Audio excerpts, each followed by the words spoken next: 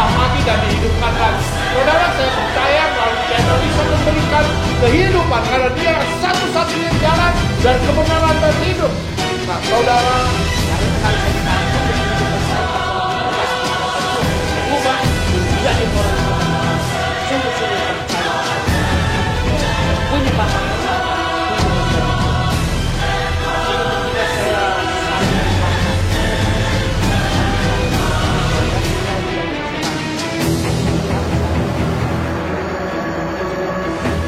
Salam.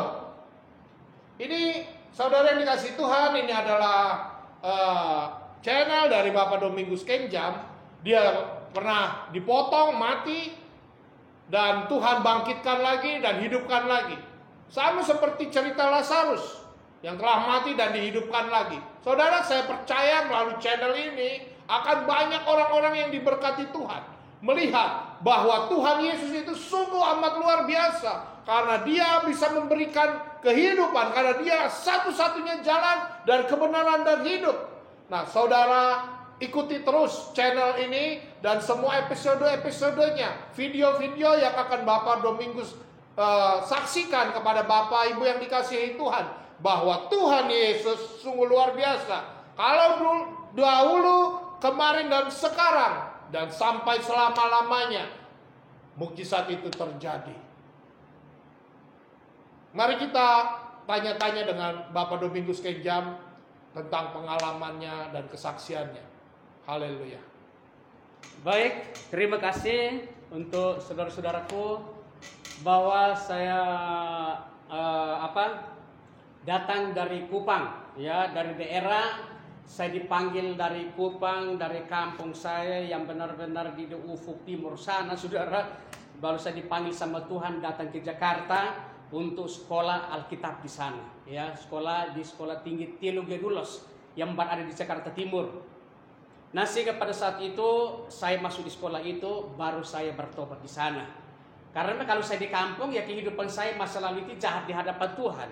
Maka Tuhan panggil saya supaya saya dirubah menjadi orang yang benar-benar sungguh-sungguh percaya kepada Yesus, bahwa kita punya Bapa hebat, kita punya Yesus hebat yang sanggup merubah siapa saja untuk menjadi alatnya. Nah, sehingga ketika saya sampai di Jakarta, saya sekolah di Sekolah Tinggi Teologi Dulos yang dibakar oleh massa pada tanggal 15 Desember tahun 99. Dan saat itu, saudaraku, kami mahasiswa tinggal di dalam asrama. Jumlah kami saat itu 337 orang. Ketika mahasiswa itu masuk, kampus kami dikepung, lalu kami yang dipotong 37, yang meninggal 2 orang. Satu namanya Sariman dan satu saya sendiri. Tapi karena kasih Tuhan, saya hidup lagi. Karena mujizat Tuhan, saya dihidupkan lagi. Dan saya bersyukur kita punya Yesus hidup, kita punya Yesus hebat, dia sanggup memberi pertolongan bagi saudara dan saya. Yang penting percaya, beriman kepada Yesus. Karena malam hari itu, saya sementara tidur, saya turun dari halaman, saya turun dari tempat tidur, lari ke halaman, saya lihat gedung sebagian terbakar. Di sana saya ketakutan, menangis begitu luar biasa. Saya bilang, Tuhan Yesus, malam ini kalau saya meninggal, saya akan masuk surga. Saya tidak mencuri, saya tidak bersalah Tuhan. Berdoa dalam keadaan ketakutan, karena pikir saya ini lari ke masa loh, ya. Lalu selesai berdoa, saya udah berdiri di taman kampus kami di sana. Lalu saya berdoa, saya bilang Tuhan, malam ini kalau saya meninggal, saya yakin masuk surga. Lalu saya lihat 2 pintu gerbang, masa sudah berkuasa. Ini mau lari lewat mana? Masa saya lihat ke arah kiri belum ada orang, saya lari ke arah kiri. Baru 4 langkah ketemu dengan masa. Mereka pakai senjata, ada mahasiswa, tangkap, bunuh, Tuhan, saya mau dibunuh Tuhan. Lari ke arah kanan, bertemu dengan masa lagi. Lalu mereka berteriak sama, tangkap itu mahasiswa. Lalu disitulah saya dikejar. Saya mundur menuju ke kampus, menuju ke pagar di belakang kampus kami. Di sana saya masuk dalam pergumulan karena pikiran saya larinya ke tembok. Karena pendek nggak bisa lompat lagi. Akhirnya lari keliling pagar, ya.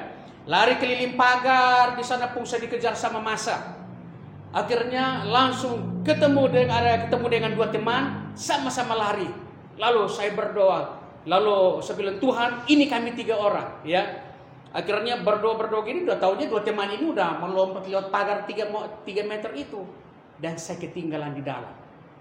Lalu 2 teman berteriak, Domingus keluar. Waktu saya lari sambil jawab begini, gimana saya keluar, saya pendek begini gak bisa. Tapi saya tetap dikejar sama massa.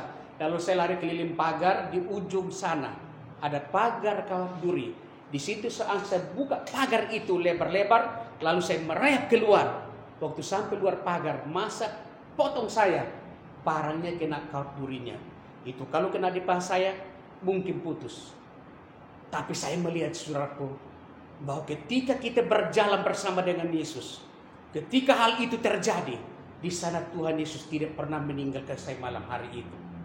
Walaupun saat itu saya mengalami satu ketakutan, tapi firman Tuhan saat itu yang saya ingat, dia firman Tuhan berkata dalam Yesaya 48 ayat 16, dia berkata, jangan takut, aku menyertai engkau.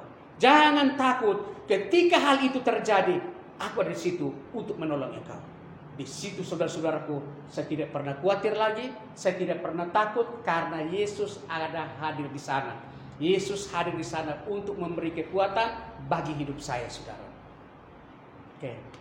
Ya, jadi saudara yang dikasih Tuhan, kita bisa melihat ya bagaimana kehidupan orang percaya. Enggak selamanya langit itu selalu biru. Tetapi kita percaya bahwa Allah kita ini Allah Immanuel. Saudara, saya juga bukan orang dari latar belakang Kristen. Nama saya Muhammad. Ya, saya percaya semua hanya karena kasih Tuhan. Kalau kita bisa terima Yesus, percaya sama Yesus. Oleh sebab itu, saudara, mari kita terima Yesus dengan sungguh-sungguh, karena hanya Dialah jalan, Dialah satu-satunya kehidupan, Dialah satu-satunya yang bisa menyucikan. Darahnya itulah yang bisa menyucikan kita. Tanpa Yesus kita gak akan pernah ada yang namanya jalan keluar dari dosa. Oleh sebab itu, mari kita selalu merenungkan firman Tuhan. Cari Tuhan, baca Alkitab. Tanpa Alkitab ini, kita gak akan pernah ngerti siapa Tuhan. Tanpa Alkitab ini, kita gak akan pernah ngerti mukjizat Tuhan. Bahwa ada mukjizat Tuhan. Bahwa ada cinta kasih Tuhan. Tuhan gak pernah ninggalin kita. Bahkan Bapak Domingus ini sebagai bukti bahwa Tuhan itu berkuasa atas nyawa, atas hidup manusia. Saat ini kita bisa melihat di dalam kehidupan nyata kita. Ada Lazarus cerita di dalam Alkitab ini, kisah Lazarus yang sudah mati dibangkitkan lagi. Seolah-olah Tuhan Yesus berlama-lama ya menunda-nunda, tetapi ada pekerjaan besar. Dan kita percaya bahwa kalau Domingus dihidupkan lagi oleh Yesus, pasti dan sangat pasti ada yang namanya tugas dari Tuhan Yesus. Ada misi yang Tuhan Yesus berikan kepada Bapak Domingus ini. Karena saya sebagai teman dekatnya Bapak Domingus ini, saya sering mendengar cerita-cerita pelayanannya yang sangat luar biasa. Dia bisa berdoa, dikasih karunia oleh Tuhan, berdoa sampai ada yang pohon yang sangat besar yang disembah-sembah oleh dia, ditumpang tangan, didoakan puasa, dan esok harinya pohon itu tumbang. Nah saudara, ikuti terus video dan channel Bapak Domingus ini. Tuhan Yesus memberkati kita semua. Haleluya. Amin. Sebelum Tuhan berkata-kata, Roh Kudus berkata-kata sama apa ya? Jadi waktu saya dibawa dari depan pintu, itu pun Tuhan